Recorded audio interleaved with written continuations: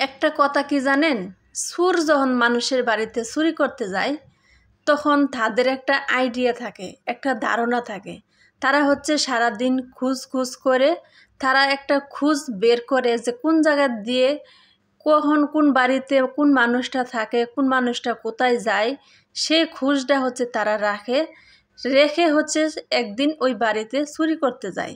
তো চুরে যখন খুঁজ রাখে তো একদিন না একদিন গৃহস্থের বাড়ির খবরটা কিন্তু তারা পেয়ে যায়। তা আমার অবস্থাটা হচ্ছে এরকম। যেমন ধরেন আমি ব্লগ বানাই, ব্লগ তৈরি করি, আমার পিছনে কিছু আপুরা আছে, আমার এই আপুরার হচ্ছে সহ্য হচ্ছে না। তা আপু আপনাদেরকেই বলছি, আপু আপনারা ব্লগ তৈরি করেন, আমি আপনাদের পিছে লেগে থাকবো না, কারণ আপনারা হচ্ছে অনেক সুন্দর। আপনারা যদি ব্লগ তৈরি করেন আপনাদের হচ্ছে হাত পেতে খেতে হবে না, আপনাদের নিজের যোগ্যতায় আপনারা খেতে পারবেন।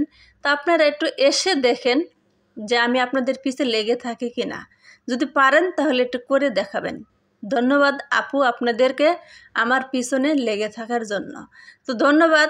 আরেকটা কথা না বললেই নয়, কারণ চোরের 10 দিন, গৃহস্থের হচ্ছে একদিন।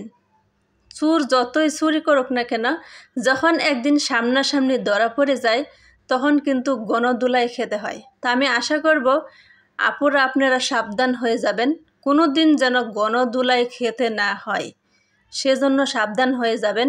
আর যদি আপনারা সাবধান নাই হতে পারবেন, আর সত্যি কথা বলতে গেলে কি, খারাপ মানুষ কখনোই ভালো হয় না।